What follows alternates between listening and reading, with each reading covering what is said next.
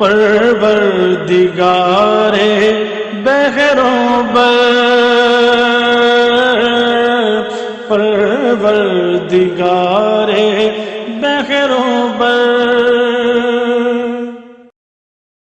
بسم اللہ الرحمن الرحیم۔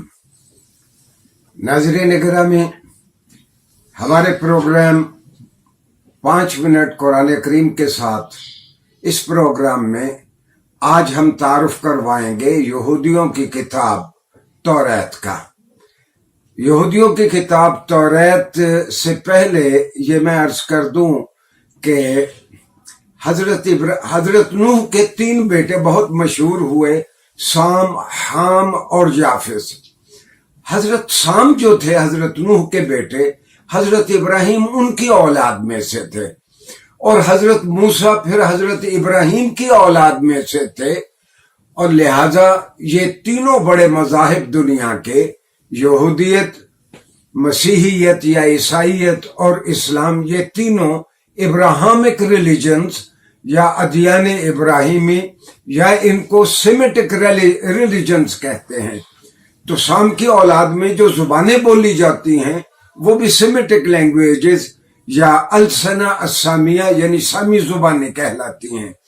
اس وقت دنیا میں 2 ہی سامی زبانیں ہیں، ایک تو عربی ہے جو سامی زبانوں کی ماں سمجھی جاتی ہے، اور دوسری سامی زبان عبرانی ہے جس کو پچھلی صدی میں یہودیوں نے دوبارہ زندہ کیا، کم و بیش 2500-3000 ہزار سال کے بعد۔ توریت حضرت موسیٰ پہ اتری۔ یہ کتاب حضرت موسیٰ علیہ السلام اللہ کے حکم سے جبل طور پہ جا کر 40 تختیوں کی صورت میں لائے۔ اچھا، یہ ان میں سے کوئی تختی بھی اس وقت یہودیوں کے پاس نہیں ہے۔ ہاں، جو توریت اس وقت ان کے پاس لکھی ہوئی ہے، میرے سامنے اس کا عربی ترجمہ ہے۔ اس کتاب کے پہلے تو 4 باب تھے، کچھ 600 سال کے بعد 5ویں باب کا اضافہ کیا گیا۔ اس کتاب کے 3رے باب کا نام قانون ہے، کیونکہ 3رے باب میں مختلف ریگولیشنز اور قوانین اور طریقہ کار کا اظہار کیا گیا ہے، تو لہذا عربی میں جو توریت کے تراجم ہوئے 3رے باب کا نام قانون ہے۔ عبرانی زبان میں قانون کو توریت کہتے ہیں، لہذا اسی 3رے باب کے نام کی وجہ سے اس کتاب کو توریت کے نام سے موسوم کیا گیا۔ 5واں چیپٹر جو 600 سال کے بعد اس میں شامل کیا گیا اس کتاب میں، اس کو تثنیہ کہتے ہیں۔ میں نے عرض کیا میرے سامنے اس کا عربی ترجمہ ہے۔ تثنیہ سے ویسے تو مراد ڈوئل یا 2 کے ہیں، اور عربی میں ایک معنی تثنیہ کا یہ بھی ہے کہ کی گئی بات کو پھر سے دہرانا۔ اس کتاب کی کہانی بڑی عجیب ہے۔ یہ الہامی کتاب جو تختیوں کی صورت میں آئی، یہودیوں کی وہاں کی ریلیجس لیڈرشپ کا فائدہ یہی تھا کہ یہ تختیوں کو گم کر دیں، لہذا ابتدائی ہی کچھ زمانے میں حضرت عیسیٰ کے آنے سے پہلے ہی یہ تختیاں گم ہو گئی، اور یہ حضرت عیسیٰ کی آمد سے کوئی 300-400 سال پہلے انہوں نے توریت کو لکھنے کی کوشش کی۔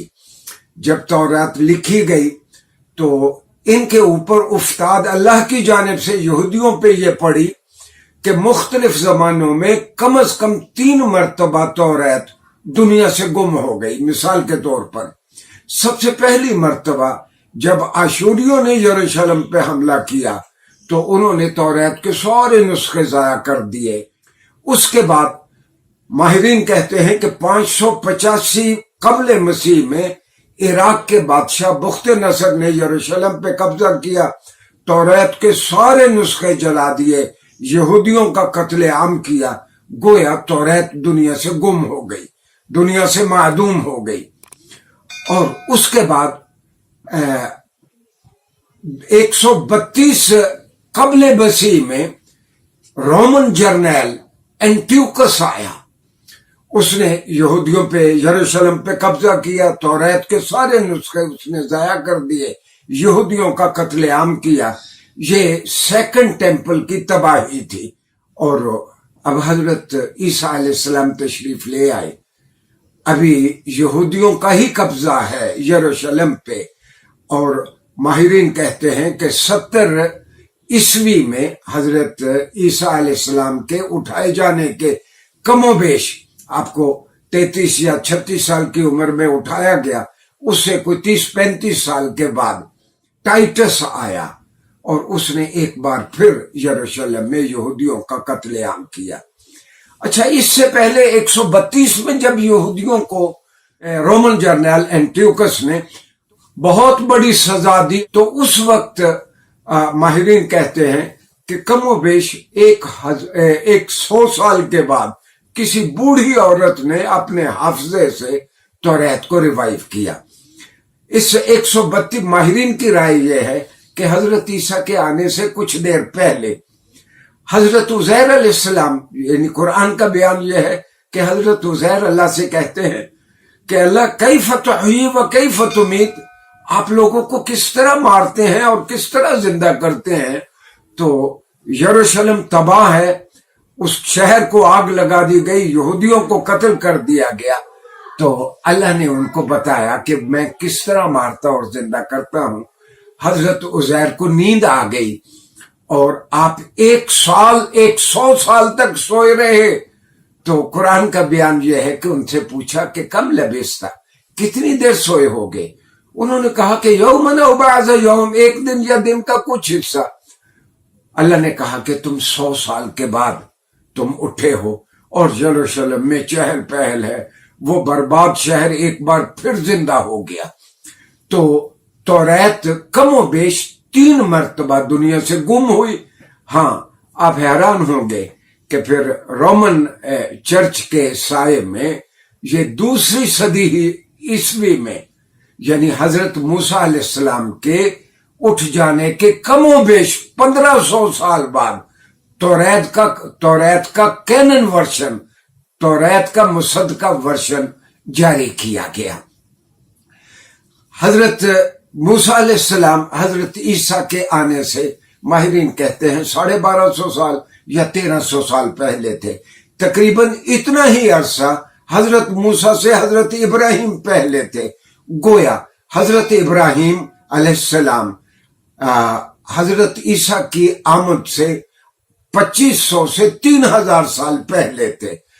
اس وقت جو توریت موجود ہے، کسی یہودی کو بھی یہ دعویٰ نہیں ہے کہ یہ بالکل وہی توریت ہے جو حضرت موسیٰ پہ اتری تھی. اور آخری بات میں یہ عرض کروں گا کہ جب دوسری مرتبہ ٹیمپل کو، یروشلم کو برباد کیا گیا، تو ان کے پاس جو تابوت سکینہ تھا، تابوت سکینہ کسے کہتے ہیں، ایک بہت بڑا باکس تھا کہ جس میں حضرت موسیٰ علیہ السلام کا وہ مشہور عصا تھا، جس میں ایک برتن میں یا شیشے کی بوتل میں من و سلوہ رکھا گیا تھا، اور اس میں توریت کی کچھ تختیاں بھی تھیں. تو وہ گم ہو گیا یہودیوں سے. یہودی آج تک اس تابوت سکینہ کو ڈھونڈ رہے ہیں، اور ان کا خیال یہ ہے کہ یہ زیر زمین تابوت سکینہ ہے، اوپر بیت المقدس بنایا گیا ہے، ہمارا قبلہ اول بنایا گیا ہے، لہٰذا وہ نیچے سے اس کو کھودتے رہتے ہیں.